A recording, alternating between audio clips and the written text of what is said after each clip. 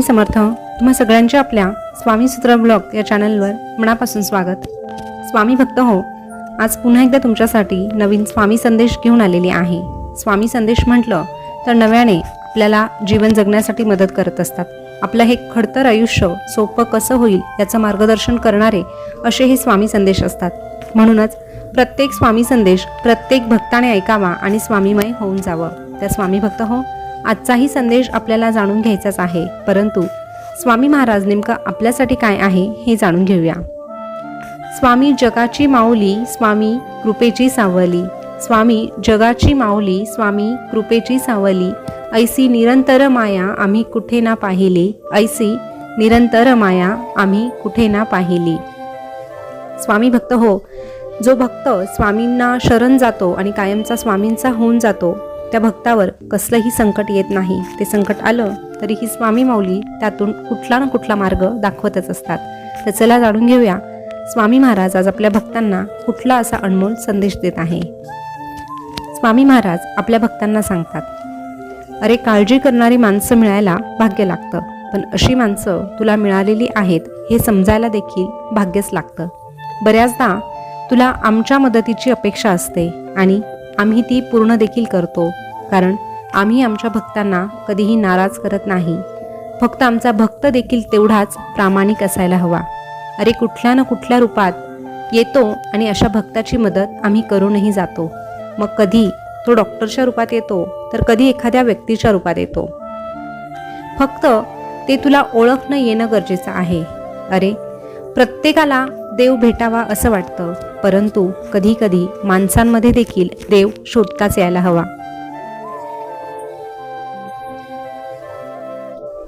आणि हे आयुष्य आहे.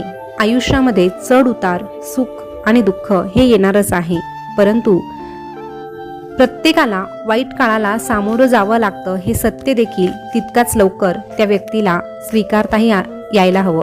कारण वाईट दिवसांना सामोरं गेल्याशिवाय चांगल्या दिवसांची किंमत कळत नाही. वाईट दिवसांना सामोरं गेल्याशिवाय चांगल्या दिवसांची किंमत कळत नाही.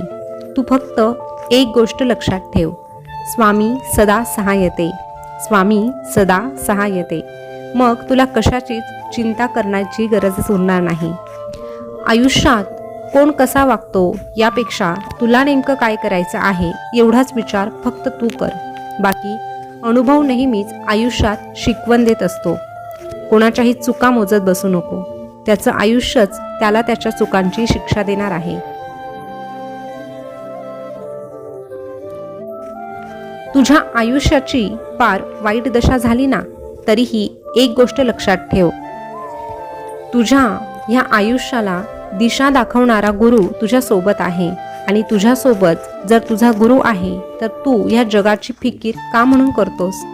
तुझ्या आयुष्यात कोण येणार हे जन्मताच ठरलेलं असतं. येणाऱ्या प्रत्येक माणसाच्या येण्यामागे काहीतरी कारण असतं. काही लोक तुझ्या आयुष्यात तुझ्याच वाईट कर्माची शिक्षा द्यायला येत असतात, तर काही लोक तुला तुझ्या आयुष्यात चांगल्या कर्माची फळं द्यायला देखील येत असतात.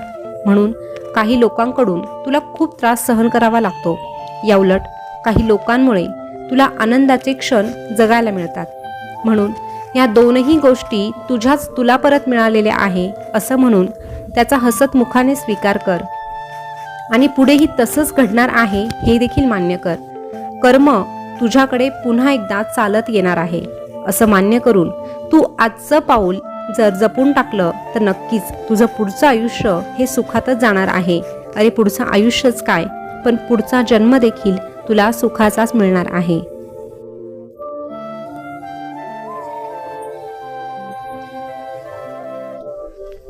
म्हणून इथून मागे काय घडलं किंवा तुझ्यासोबत काय झालं हा विचार करण्यापेक्षा तुझ्याकडे आजचा दिवस आहे आणि ह्या आजच्या दिवसामध्ये तुला कशा प्रकारे कर्म अजून चांगली करता येतील हा विचार कर. अरे जेव्हा तू चांगले कर्म करतो तेव्हा नक्कीच तुझ्यासाठी कुठेतरी काहीतरी चांगलं लिहिलंच जातं. चांगले कर्म करणं म्हणजे फक्त दानधर्म करून पुण्य कमावणं इतकंच नव्हे, तर आपल्यामुळे कोणा निरापराधाला त्रास होणार नाही किंवा कोणा गरीबाचा छळ होणार नाही अशी वृत्ती जरी तू ठेवली तरीही तुझ्या कर्माची फळं तुला गोडच चाखायला मिळणार. जीवन ही एक कला असते. तुझं जीवन ही एक कला असते. तू स्वतःच त्यामध्ये रंग भरू शकतो आणि तुझ्या आयुष्याचं चित्र तू सुंदर बनवू शकतो. तुझं आयुष्य सुंदर बनवण्यासाठी जेव्हा तू इतरांकडून अपेक्षा करतो तेव्हा तुझा अपेक्षाभंग हा निश्चितच होतो. म्हणून इतरांकडून अपेक्षा करण्यापेक्षा तू तुझ्या या स्वामी माऊलीकडून अपेक्षा कर, कारण स्वामी माऊली कधीही कुणाचा अपेक्षाभंग होऊ देत नाही. म्हणून तुझं तूच आता ठरवायचं आहे. तुझ्या आयुष्यात तुला रंग भरायचे की तुझं चित्र हे बेरंग ठेवायचं. तुझं जीवन म्हणजे एक प्रकारचं शिक्षणच आहे. प्रत्येक अपयशातून काहीतरी नवीन शिकणे ही तुझी जबाबदारी आहे, कारण परिस्थिती नावाची शाळा माणसाला आयुष्यात योग्य शिक्षण देते. चांगल्या गोष्टी घडत नसतात, त्या घडवाव्या लागतात. त्यासाठी योग्य त्यावेळी योग्य ते निर्णयही घ्यावे लागतात. ह्या जगात तुला टिकायचं असेल तर थोडी दुनियादारी देखील तुला शिकावीच लागेल, नाहीतर कवडीच्या भावात तू विकलाही जाशील. पण फक्त असं वागत असताना तुझ्यामुळे कुणाला त्रास होणार नाही इतकी मात्र काळजी घे. आणि जेव्हा तुझे कर्म चांगले असतात तेव्हा हा परमेश्वर नक्कीच तुझ्या सोबत असतो.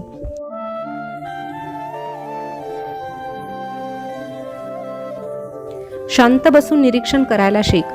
तुझ्या समोर जी ही परिस्थिती येते, तुझ्या बाबतीत जेही घडतं, वेळ कशीही येऊ दे, पण त्या काळामध्ये त्या वेळेमध्ये शांत बसून निरीक्षण करायला शिक. कारण प्रत्येक गोष्टीला प्रतिक्रिया देणं गरजेचं नसतं. विश्वास ठेव. जिथे संपते मर्यादा तुझी तिथून साथ देतो आम्ही.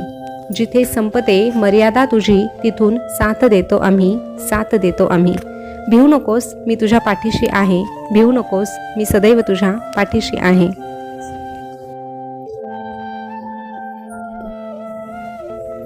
स्वामी भक्त हो, आजचा स्वामी संदेश तुम्ही ऐकला असेल तर आजच्या स्वामी संदेशमध्ये आपल्याला खूप छान असं ऐकायला मिळालं, शिकायलाही मिळालं.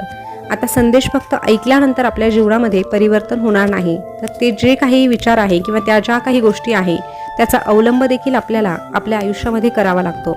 तेव्हाच खऱ्या अर्थाने आपण पुढे जातो आणि आनंद मिळवू शकतो. म्हणूनच स्वामींनी सांगितलेल्या मार्गावर चालायचं आहे. ह्या कलियुगामध्ये राहत असताना आपल्याला स्वतःला देखील सावरायचंच आहे. त्यासोबतच थोडीशी दुनियादारी देखील आपल्याला शिकायचीच आहे. फक्त एक काळजी घ्यायची की स्वामींसमोर जाताना आपली मान खाली झुकणार नाही, असं आपल्याला काहीही करायचं नाही. या व्यतिरिक्त जेव्हा आपली कर्म चांगली असतात आणि आपण कधीही जाणून बुजून कुणाचा छळ करत नाही, तेव्हा नक्कीच स्वामी माऊली आपल्या पाठीशी असते आणि सदैव आपल्याला एकच सांगते, भिवू नकोस, मी तुझ्या पाठीशी आहे.